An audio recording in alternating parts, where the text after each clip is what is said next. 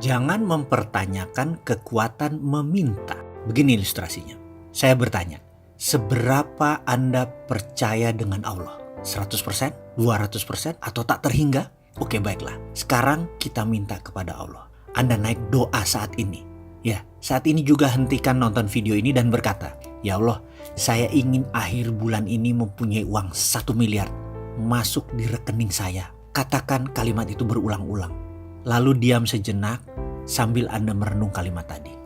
Pada saat hening, tahu-tahu di benak Anda berkata, "Dari mana uang 1 miliar? Kamu kan hanya pegawai negeri." Atau, "Bagaimana dapat 1 miliar? Kamu kan cuma ibu rumah tangga." Atau, "Bagaimana dapat 1 miliar? Kamu kan hanya anak sekolah." Lalu mendadak kalimat tadi mendominasi pikiran, lalu pikiran mulai menyeletuk. Ya juga ya, dari mana ya? Kayaknya nggak mungkin deh. Kalau itu terjadi, selesai sudah. Kalimat itu ada dalam hukum alam yang namanya canceling our own pray. Meng-cancel doa kita sendiri. Kita sendiri yang meragukan diri kita sendiri. Kita sendiri yang meragukan Allah. Bisakah Anda percaya 100% bahwa hal itu akan terjadi? Bisa terjadi dan pasti terjadi. Bisakah Anda tidak cancel doa itu? Tidak ada keraguan sedikit pun bahwa itu bisa terjadi. Pertanyaannya, bisakah? Ini adalah permainan keyakinan. Ini adalah permainan ketakwaan. Inilah seni bertuhan. Inilah nikmatnya menjadi hamba Allah. Ketika keyakinan itu utuh, bulat, rapih, dan tekun, semua terjadi. Lalu ada lagi rahasia lain. Ada. Yaitu kita harus mengimplan bahwa saya kaya dan sudah kaya. Bukan akan kaya, tetapi sudah kaya. Memberi adalah kunci pertama.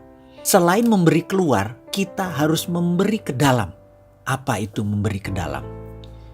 Saya mulai menjadi manusia materialis. Setiap bertemu mobil mewah saya katakan ini mobil saya.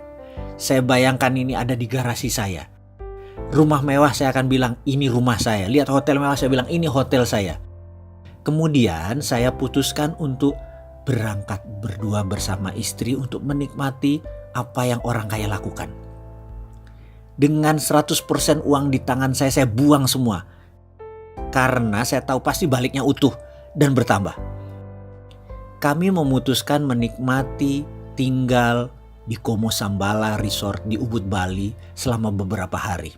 Menikmati satu malam berharga puluhan juta tarifnya. Dan saya tidak peduli. Berangkat dengan first class, layanan hotel bintang 6 atau 5 star with diamond. Makan pagi hari bersama penyanyi terkenal Barbara Streisand, esok malam dinner dengan Sting, penyanyi The Police yang sudah berminggu-minggu nginap di Como Sambala. Kumpul dengan orang terkenal dan orang kaya tersebut ternyata cukup menyenangkan. 5 malam keluar kira-kira 100 juta rupiah, saya tidak pikirkan.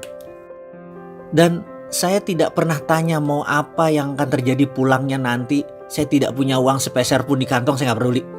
Saya percaya 100% semesta tidak menyukai kekosongan. Pasti kantong saya diisi lagi. PD saya pol. Saya percaya pada sistem Allah tersebut 100%. Pulangnya, setiap hari di depan kaca saya berkata pada diri saya sendiri berulang-ulang. Sambil menunjuk bayangan cermin saya tersebut. Kamu makhluk Allah terbaik. Ribuan kali saya ucapkan sambil tersenyum dan terus pumping semangat, menyemangati diri sendiri. Tak lupa setelah melakukan sholat fardu, di ujungnya saya selalu ngayal dengan meresapi nikmatnya tinggal di hotel bintang 5 resort, naik kapal first class, dan seluruh kemewahan duniawi. Dan saya tidak cancel apapun. Nikmati saja karena semua sudah terjadi dan saya yang punya itu semua. Receh di kantong dan setiap saat tangan di atas. Itu yang saya lakukan setiap hari. Dan apa yang terjadi? Ketika Kamisan di bulan berikutnya, pertemuan bulanan tersebut, yang biasanya ada 5-7 orang, ternyata waktu itu 20 orang atau 30 orang hadir semua. Semua yang hadir adalah kenalan saya yang sudah lebih dari 15 tahun. Desimal rekeningnya ada yang 11, ada yang 12. Saya hari itu enteng sekali. Saya hari itu kocaknya setengah mampus. Padahal saya bukan clown. Saya bukan komedian. Melucu itu bukan darah saya. Tapi yang jelas hari itu mereka tertawa terpingkal-pingkal. selama beberapa jam. Lucu sekali dan saling timpal jok-jok lucu. Saya pun sampai rumah mungkin sekitar jam 11-an. Padahal pertemuan itu sehabis maghrib. Di pertemuan-pertemuan sebelumnya jam 8 saya udah di rumah. Entah angin apa, keesokan harinya satu sahabat saya berkata, mau gak kamu beli saham PTN di Nusa Tenggara Timur, mau ikut gak? Saya jawab, enggak belum ada kelonggaran likuiditas, saya bilang gitu. Gampang, gak usah store dulu, komit aja. Nanti kalau naik dikit sahamnya kita lepas baru buat nyicil. Gampang dah modal. Jadi sulit dong saya tolak penawaran tersebut, ya saya ikut. Pertemuan bulan berikutnya, masuk yuk, ada Chinese restoran di Macau. Ada posisi yang lokasinya bagus banget. Dapat tempat murah karena dulu itu Italian restoran tutup. Dengan sewa masih panjang, kita masuk gantiin dia. Buat Chinese food, modal gampang. Masih ada standby loan dari restoran lama. Pokoknya kita berdelapan masuk, kita bagi rata ya, gak usah pakai duit. Lalu percaya gak? 6 bulan kemudian ada pengusaha Hong Kong naksir harga dan lokasi tersebut dibayar 2 kali lipat. Jadi kita belum turun duit, baru punya 6 bulan sudah langsung berbagi. Kesimpulan gak pakai duit apa-apa, sudah langsung bagi modal.